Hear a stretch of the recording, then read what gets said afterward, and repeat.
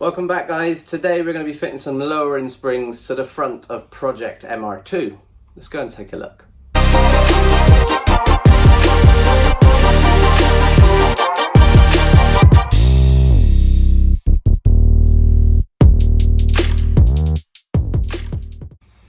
Now then, first things first, lowering springs. The ride height of this car is already pretty low, so the springs may already be lowered. So we may not aesthetically achieve anything, but at the same time I'm chasing a knocking noise in the front suspension, which happened after I went over a pothole on a test drive last week. Since then, every time I go over a bump, I get a metal on metal clonk, clonk, clonk noise. I've jacked the car up, I've removed the wheel, and I've had a look inside of the wheel arch, and I cannot see a snapped spring. I cannot see a broken anti-roll bar to body mount. I cannot see a broken drop link. So the only thing I can think is that potentially one of the ears has snapped off of the spring, which has caused the spring to effectively become shorter. So when it's going over bumps, over compression, we're getting like a slapping noise almost. Or potentially the top mount has fallen apart and that's got play in it. But let's get the car apart, let's get it in bits, and let's take a look. Pop your bonnet. Next thing we're going to do is loosen off our wheel nuts. We'll retort these when we're finished, and also it's a lot easier to crack them off now than when the car is jacked up and the wheel is spinning round. Do the other side and then we'll lift the bonnet up.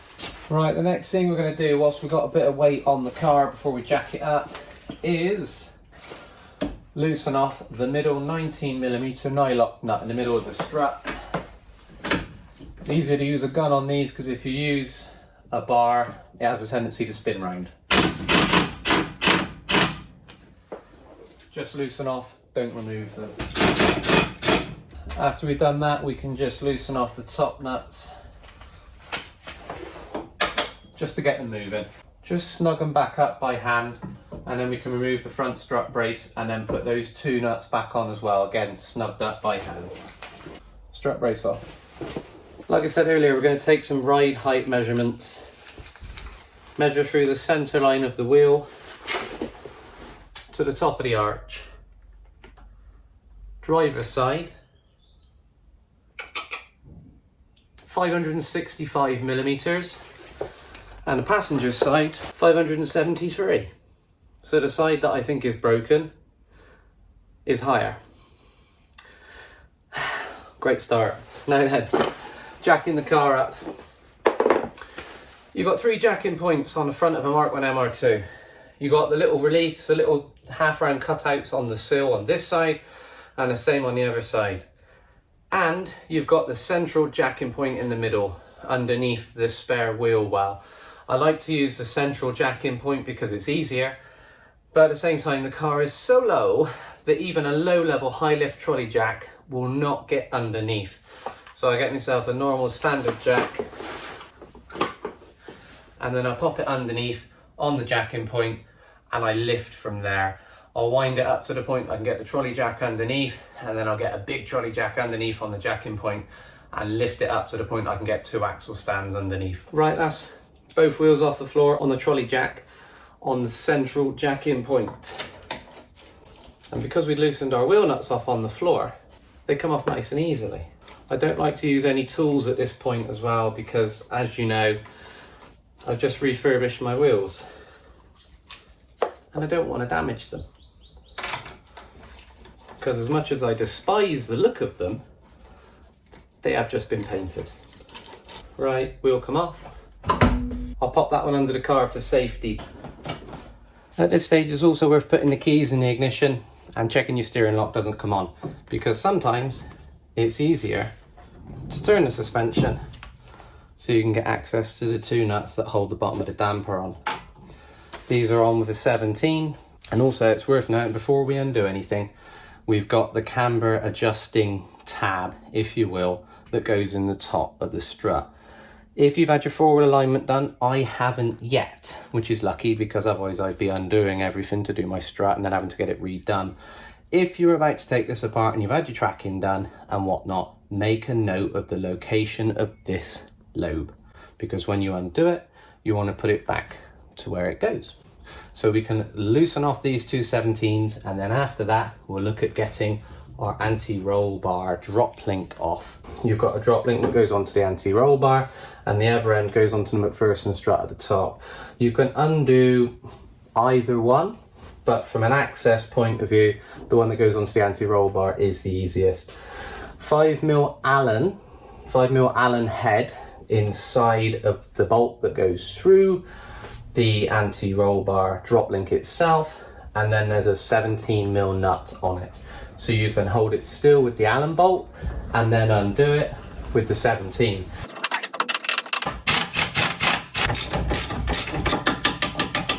The last thing to do is to drive out the fiddly retaining clips for the brake line that go onto the McPherson strut. Now, the last bit of work underneath in the wheel arch before we move to the top 4 retaining nuts leaves you at a bit of a crossroads. You remove the 2 clips that retain the brake line onto the McPherson strut, but it sits into a hole on the strut, so you can't move the brake line, the braided brake line, away from the job. So therefore the strut is attached to the brake line. 3 options. Undo the banjo bolt onto the caliper, or undo the nut on the top onto the brake line and lose some fluid. Or get yourself a little Dremel or a mini disc cutter and cut a slot in the bracket on the McPherson strut, which again is, you don't really want to be in there cutting away if you don't need to. Or the third option is to take the 17mm bolts out and the 14mm bolts at the top and try and maneuver the strut down to pull it away, keep that side of the job on the job, and then get the other side of the strut out here so we can work on it whilst it's attached. Because I've just changed all this brake fluid and I don't really want to lose it again. I don't like that. Don't like that at all. That's not going to work, because we're going to put too much stress on our brake line, and also when we've got spring compressors on and we're pushing stuff and pulling stuff, we don't want to damage brake lines for the sake of being a little bit lazy. I'm going to disc cutter the front because the clips hold it in sideways. It's never going to fall out that way. It'll only try and pull out the side where the clips are. So I'm going to put a cut there and a cut there. That's the way we're going to do it. Remember, you're doing this at your own risk. If you're doing it at home, I recommend undoing one of the 2 brake fluid unions and then bleeding your brakes afterwards. But like it or lump it, this is the way I'm doing it.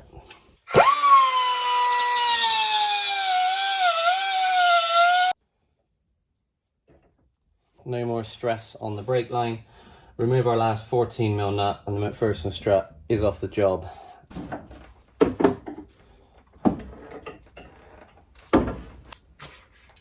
Also worth noting when we reassemble, this is not a normal square pattern, so this will only go back on one way. Right then, McPherson strut spring removal. There's a good chance that these will be under tension. They're not under huge tension, but they're under enough tension that if you undid the top nut, ping, you're going to hurt yourself. So what we're going to do is get ourselves some spring compressors, pop them on the job, keep them at opposites, keep them at 180 degrees to each other. You don't want them both on one side to build up too much tension in the other side, because like I say, when this is under tension, it's potentially dangerous, so you've got to be really careful. Start to put some tension into these until the top nut comes loose. Like I say, I put the tiniest bit of tension in. You could see it wasn't much, but at the same time, it's enough. Now we can remove the top mount, which is the one that's got the bearing in that a lot of people replace because they get noisy. And then the top retaining collar as well, like so. There we go. Spring will obviously sit in top of there. and the spring can come off the job like so. And then we can slowly and evenly release the tension on our spring. There we go. Now we can compare that to the height of the new lowered spring, which is give or take the same. Also guys, any way of telling if these are original springs or not? A couple of things to think about on the reassembly. You've got two flats on the end of the strut, and then you've got two flats on the end of the top mount. So that means this can go on one of two ways. Now then, if you pop it on and it sits in the flats, that all lines up. Remove it, 180 degrees, back on, and it doesn't. So that's all over the place, 180 degrees, and it lines up. So that's the way it goes back on. Now then, from a reassembly point of view, there are a couple of things to consider. Both ends of the spring are different. This one is cut flat, this leaf has been cut, and this side is rounded. Now then, the top mount, flip it upside down, it is flat, like the flat section of the spring, and the bottom mount has got a little relief pressed into it that this section can sit into. So now we can stick it back together.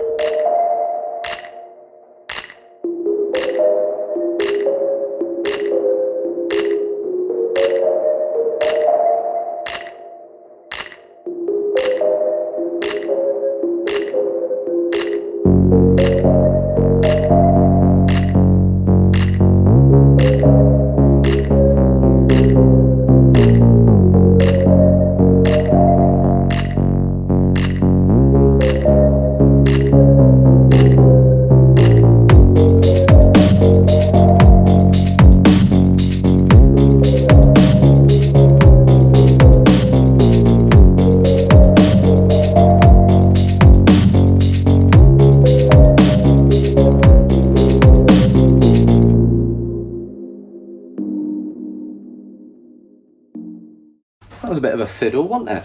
What an absolute pain that was. Now then, before we stick it back on the car, it's worth checking for noise and also play in your top mount. Spin it round, as long as it's not grinding and noisy, it should be okay. And also side to side. There's a little bit of play there, but it's quiet when it's on the car, so I'm sure that'll be okay. And obviously, as you're turning the wheel, it's all pivoting on this top mount. So if the bearing's noisy, that noise will be transmitted through to turning when you turn the wheel. Right then guys, the other side is off, it's stripped down to the bare bones, and the spring is intact. It looked intact, and I was being optimistic, as I generally am, but it's the same height as the other spring and it's not broken. Which is weird, because I thought that was going to be the problem. Now then, the bearing in the top mount, I've checked it for play. It's got even less play in it than the driver's side, which is the quiet side. The bearing itself was quite gritty. The balls have gone a little bit rusty. Obviously, it's been sat and been a bit damp when it was off the road for 12 years. So what I've done is I've cleaned it out and got it moving nicely. I'm going to re-grease it. I'm going to take a chance on it. But again, it's noise when suspension is being loaded and unloaded. And in my honest opinion, there's a little bit of kind of side to side play, but in and out, there is none. So, you know, if I took it apart and there was loads of slop up and down, which was causing metal on metal contact, then yes, great, but it's not looking that way. Now, like I say, on the bench, those springs are all pretty much the same height, which in theory should give us the same ride height, subject to the strength of the spring. If these springs are softer, it'll sit lower. If they're harder, it'll sit higher. And like I said, new springs will take a little bit of time to settle. But let's bang all this back together, stick it on the car, and then we'll go out for a drive and hope that our clunky noise is gone for good. But something tells me it won't be. Right, the car is back on the ground. Before we measure up our epic new, looks like the same, ride height, torque up your wheel nuts, The manual says 65 to 87 foot-pounds. I like to go for 80. There we go. Now then, we started the day at 565 millimeters. We're now at 592, which means the car has gone up 30 mil. Not really what 35 mil lowering springs should have done. Let's just quickly check the other side as well, which was at 573. 600. Let's hope it settles nicely after a test drive. And also we need to go out and do a test drive to check our knocking noise on our suspension. So let's go out and do that now and see how they feel on the road as well. Right, time to hit our first speed bump. Have we been successful?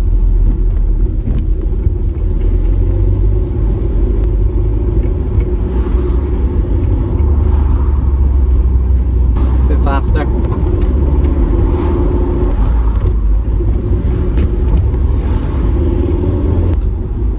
That feels pretty good. That does feel good. Go hit a few more.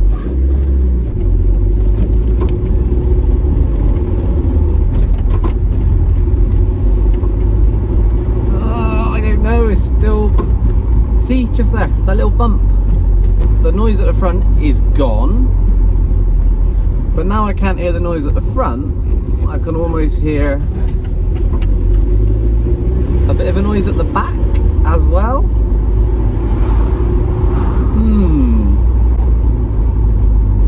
Front, perfect. Maybe time to look at the back now as well. Well, that was a bit of a mixed bag, wasn't it? Mixed reviews, as always with this car, unfortunately. Right, let's recheck our ride height. I believe we were at 560 something before lowering springs. After lowering springs, we went up to 582. So after about 20-25 miles worth of driving, 580, 579. So it's on its way down. It's done about 3 mil down. So over time, hopefully that'll settle down a little bit. But like I said, there's no harm in putting a new set of springs on your car, and at least this video has given us an insight into how to remove the McPherson strut and also how to use spring compressors, and a little closer look at the front suspension on the Mk1 MR2. Now when I was out today, sometimes it sounded like it was at the front and sometimes it sounded like it was a little bit at the back. So I jacked the rear wheel up. Look at what I found.